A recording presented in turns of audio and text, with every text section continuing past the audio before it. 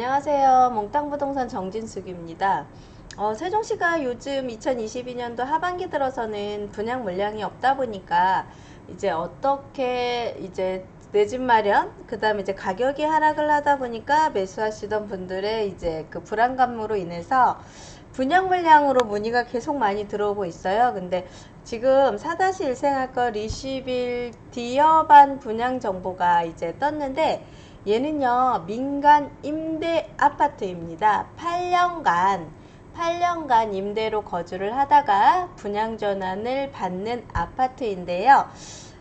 세종에서나 기타 지역에서는 이렇게 분양되는 민간 임대 아파트가 아무래도 인기도가 굉장히 좋았고, 그 다음에 분양 가격이 굉장히 저렴한데 여기는 또 공공이 붙어 있어요. 그래서 4-1 생활권의 계룡 리시빌 디어반이라고 해서 민간 임대 아파트로 분양 전환을 할 건데, 세종은 민간 임대 아파트가 재테크의 수단이 되었습니다.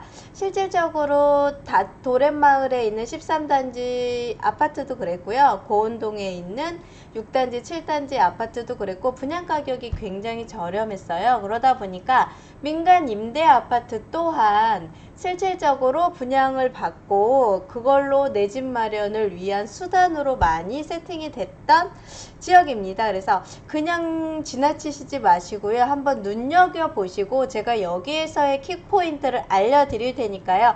제 채널 구독과 좋아요 눌러주시고요. 끝까지 영상을 시청해 주셔야 할 겁니다.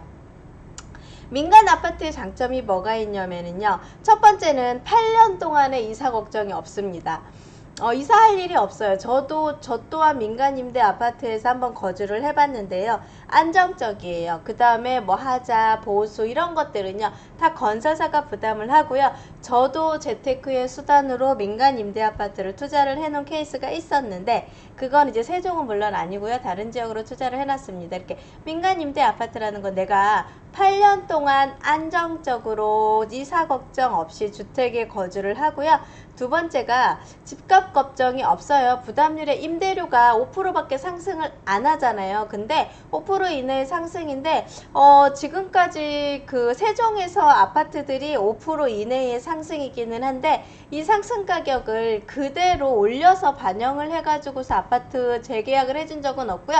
다 묵시적으로 갱신이 됐던 케이스들이 되게 많았어요. 그러다 보니까 실질적으로 민간 임대 아파트에 거주하셨던 분들은 뭐 임대료 걱정 없었고요. 이사 걱정 없었고요. 마지막으로 저희들이 요즘에 다주택자라든가 1주택을 가지고 계신 분들의 가장 부담스러운 게 종합부동산세입니다. 아무리 종합부동산세를 완화해준다 하더라도 2주택 이상이 됐을 경우는 6억 이상은 종합부동산세를 내야 되는 상황이 되다 보니까 실질적으로 재산세, 종합부동산세 이런 것들도 많이 좀 부담이 됐고요.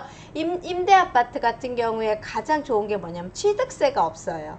그 다음에 재산세, 종부세 같은 세부담도 없고요. 또 뭐가 있냐면 대출도 됩니다. 임대아파트 같은 경우에 보증금으로 70% 내지는 80% 대출이 되다 보니까 내 자금이 아니더라도요. 아파트를 살 수 있는 충분한 기회가 많이 있고요. 그 다음에 19세 이상이면 무주택 구성원, 무주택 세대 구성원이면 누구나 청약 신청이 가능한 게 임대아파트입니다. 그래서 저는 이 임대 아파트를 제가 어디에 쓸지 끝까지 영상을 체크해 주시면 아마 제 오늘 이 영상 보신 분들은요 많은 고민을 제가 해결해 드리는 상황이 될 것 같습니다. 우선 4-1 생활권을 분양을 합니다. 4-1 생활권은 방곡동이고요. 아파트 주변에 기본적으로 아파트가 다 입주가 됐고요. 여기 방곡동에서는요 바로 다리를 건너가면은 국회 분원 예정지가 들어오고요. 거기에 힘입어서 방곡동 리시빌이라는 아파트들이 굉장히 선호도가 좋아졌고 강뷰도 나와요. 특히 4-1 생활권에 있는 디어반 같은 경우는요. 삼성천과 금강을 끼고 있기 때문에 금강뷰까지의 혜택을 내릴 수가 있습니다. 그래서 세대는 그렇게 크지는 않습니다. 제가 여기 공급되는 계유 한번 안내를 해드린다고 하면은요. 민간 임대 아파트이고요. 4-1 생활권 H1블럭과 H2블럭이 공급을 하는데 우선 H1블럭 같은 경우는요.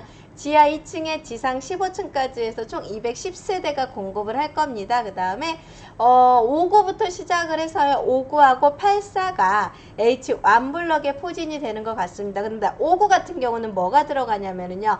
청년 특공이 들어가요. 청년 특공이라고 하면 39세 이상인 청년들을 상대로 해가지고 특공 자체가 들어가다 보면 얼마 전에 제가 알기로요. 대전에서 용산지구에 있는 호반 서밋이 청년 특공이 들어갔을 때 임대 가격이 할인이 됐었거든요. 그래서 여기는 12일 날 모집 공고가 뜬다고 하는데 어떻게 할인이 될지는 모르겠지만 우선 지금 현재 상황에서 봤을 때는 디어반 같은 경우가 5구가 되면 H1블럭이 아마 청년특공으로 들어가고요.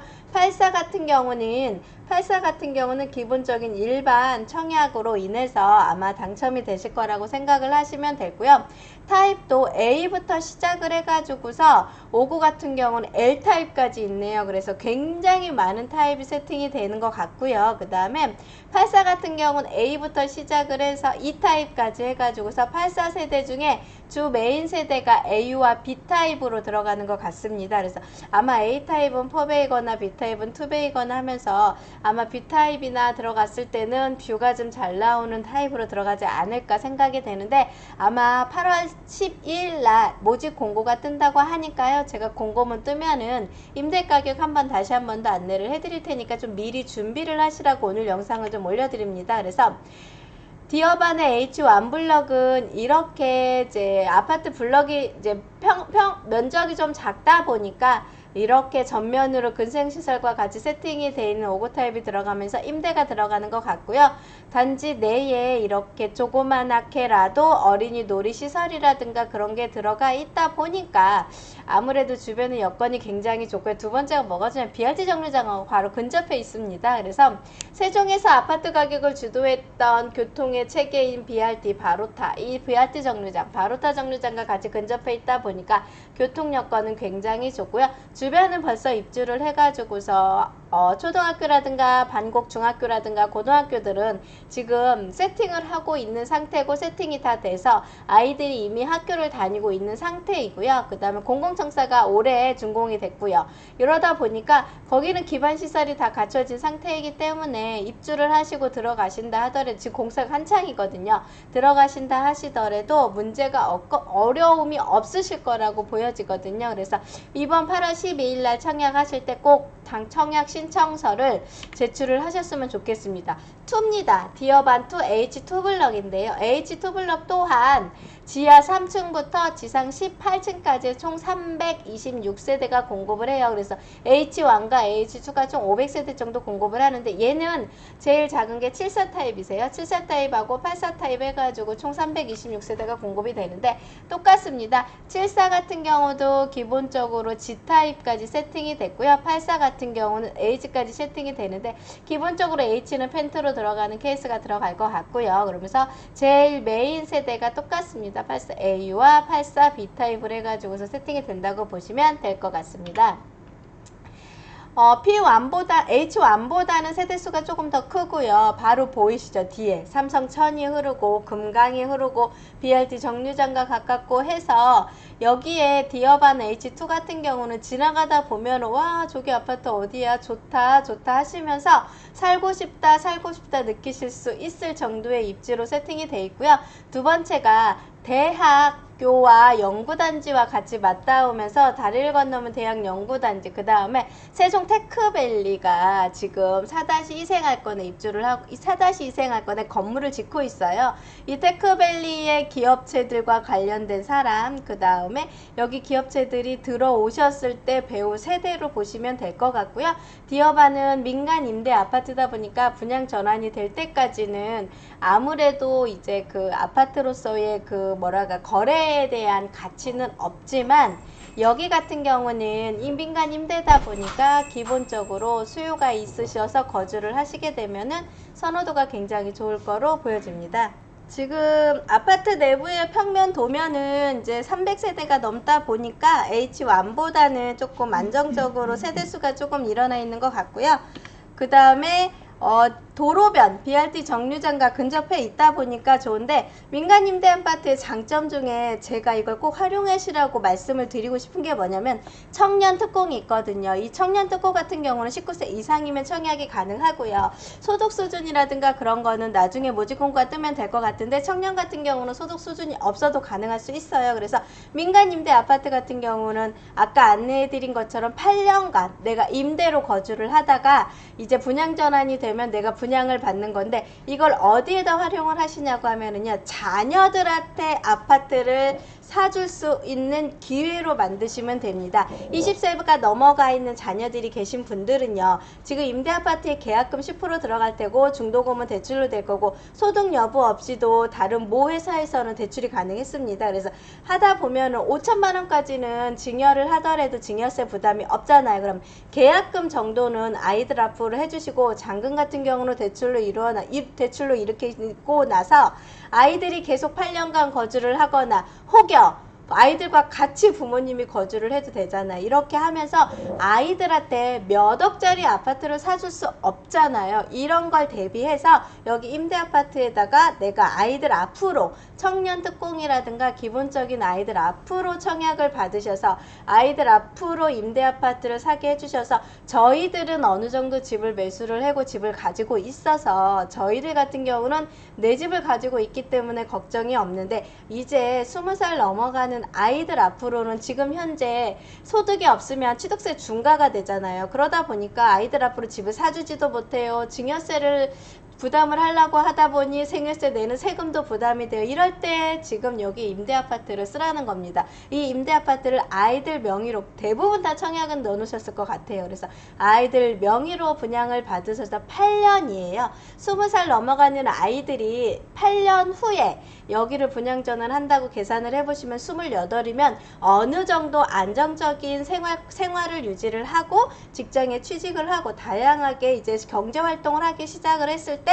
분양 전환을 받으시게 되면 아이들이 여기 아파트를 기반으로 해서 내가 어디든 들어가서 살 수가 있잖아요. 이런 기반을 잡아주자는 얘기로 제가 이 영상을 찍어 드리는 거고요. 민간 임대 아파트이긴 하지만 계룡에서 지었고요. 건설사가 충청권에서는 그래도 괜찮고, 임대 아파트라고 해가지고 특별하게 뭐가 빠지거나 아파트 내부가 이상하거나 그렇지는 않습니다. 일반 아파트처럼 정확하게 잘 지었고요. 8년 동안의 하자라든가 문제가 있는 것들은 건설사들이 다 책임을 지어서 해줄 것 같고, 분양 전환이 딱 돼서 8년을 딱 거주를 하고 8년 후에 분양 전환을 딱 받았다. 그러면 8년 동안에 거주를 했다는 걸로 해서 바로 양도소득세가 비과세가 됩니다. 그러면 이 비과세가 되는 시점에 딱 털고, 그 다음에 매도를 하고서 아이들의 입주지 하는 거주지 지역이라든가 아이들이 조금 이렇게 더 좋은 생활권으로 움직일 수 있는 밑바탕, 발판이 된다는 게 이거의 특징이고요. 민간 임대아파트 세종의 특징이 뭐가 있냐면 당해 50%, 당해 60%, 기타 지역 40% 이렇게 청약이 기타 지역까지 가능하잖아요. 그래서 혹시 세종으로 공부를 하거나 공무원 공부를 해서 준비를 하시는 분들이라던가 아니면 세종에서 지금 전월세를 살고 있는 무주택 청년 세대를 가지고 있는 분들은 지금은 내가 자금이 없어서 아파트를 청약을 넣어도 계약을 치르거나 잔금을 치를 수 없다 하시더라도 여기 아파트를 활용을 하셔서 8년 후에 분양전환 받았을 때 그때의 생활에 재테크의 발판이 되시라고, 그 다음에 증여에 관련된 증여세를 어느 정도는 감할 수 있다는 여러 가지 장점을 생각해서 이걸 올려드리니까요. 이거 꼭 청약 해보시고요. 궁금한 사항 있으시면 연락 주세요. 감사합니다. 몽땅부동산의 정진숙이었습니다.